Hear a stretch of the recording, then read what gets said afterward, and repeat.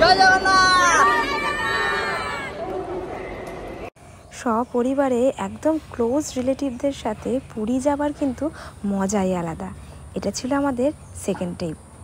সপরিবারে আমরা এখন হাওড়া স্টেশনে চলেও এসেছি আর টুকটুক করে এগিয়ে চলছি সাউথ ইস্টার্ন প্ল্যাটফর্মের দিকে। সোলো আসা আর ফুল ফ্যামিলি নিয়ে আসার মধ্যে আকাশ পাতালের পার্থক্য। পরিবার নিয়ে কিন্তু আসার মজাই আলাদা। বেশ অনেকখানি হাঁটার পথের পর আমরা ফাইনালি স্টেশনে পৌঁছে গেলাম, আমাদের ট্রেন যেখানে ছিল। আর তারপর আমরা আমাদের সিটে উঠে পড়লাম। তো আমার সাইড বাথ পড়েছিল আর এই যে আমাদের কয়েকজনের সিট আমার কাছেই পড়েছিল। 8 ঘন্টার জার্নির পর আমরা পৌঁছে গেলাম পুরী আর সেখান থেকে চলে গেলাম আমাদের হোটেলে গিয়েই ফ্রেশ হয়ে বেরিয়ে পড়লাম জগন্নাথ মন্দিরের দিকে, কারণ এটা ছিল শ্রাবণ মাসের শেষ সোমবার। জগন্নাথ মন্দিরে মহাদেবের একটা শিবলিঙ্গ আছে, যেখানে আমরা এর আগেও নীলের পুজো দিয়েছিলাম। তো সেখানে চলে গিয়েছিলাম ভোলানাথকে পুজো দেওয়ার জন্য। যেহেতু শ্রাবণ মাস, আকাশটা কিন্তু বেশ মেঘাচ্ছন্নই ছিল। হালকা হালকা ঠান্ডা ঠান্ডা বাতাসও বয়েছিল, মাঝে মধ্যে ঝোড়ো একটু বৃষ্টিও হয়েছিল।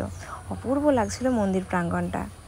জগন্নাথ মন্দিরের একজন পূজারী, তার সাথে একদিন কথা হয়েছিল। উনি বলেছিলেন যে আমরা সারাদিনে 7 বার 8 বার প্রভুর দর্শন পাই, তবুও যেন মনে হয় নতুন। তাহলে তো আমরা কোন চাল, আমাদের তো মনে হতেই পারে যতবারই মন্দিরে আসি ততবারই যেন মনে হয় আরও একটু থাকলে, আরও একটু দেখলে যেন আরও প্রাণটা জোড়াবে। সকলে মনের মতো করে পুজো দিলাম। আমরা আমাদের নিজস্ব পান্ডা রয়েছে, সেই পান্ডাকে দিয়ে সমস্ত পুজো আমাদের দিলাম। পুজো সেরে জগন্নাথ মন্দির থেকে ফিরে এসে একটু ফ্রেশ হয়ে বেরিয়ে পড়লাম একদম সি বিচে গিয়ে তো প্রত্যেকে ভীষণ আপ্লুত, যেহেতু বাচ্চারা গেছিলো, তো ওরা তো কখন সমুদ্রে নামবে সে অপেক্ষায় ছিল। আর আমিও বা বাদ যাই কেন। পুরীতে আসা মানেই তো মেন কাজ হচ্ছে প্রভু জগন্নাথকে দেখা আর সমুদ্রে একটুখানি নিজেকে ভেজানো। চলেই গেলাম সমুদ্রে নিজেকে ভেজানোর জন্য। আস্তে আস্তে দেখলাম টুকটুক করে করে সকলে চলে এলো, সবাই একটুখানি সমুদ্রে স্নান করে নেওয়ার জন্য। ভারতের বিভিন্ন জায়গায় বিভিন্ন সমুদ্র তোমরা দেখে থাকবে, কিন্তু পুরীর সমুদ্রের টানই কিন্তু আলাদা মাহাত্ম্য। হয়তো বারবার আসি বলে মনে হয়। দেখো সবাই টুকটুক করে কিন্তু নেমে পড়েছে স্নান করার জন্য।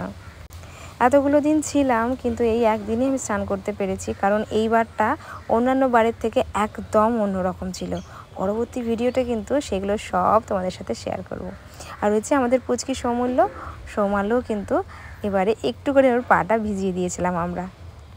আমার মায়ের পায়ের ব্যথার জন্য মা নামতে পারিনি, বাকি আমরা সবাই কম বেশি টুকটুক করে বেশ ভালো রকম স্নান করেছিলাম। এবারের পুরী ট্রিপে কিন্তু তোমাদের জন্য অনেক চমক অপেক্ষা করছে। তোমরা সঙ্গে থাকো আর দেখতে থাকো নেক্সট ভিডিওগুলো। আর ভিডিওটা কেমন লাগলো অবশ্যই কমেন্টে জানিও। জয় জগন্নাথ।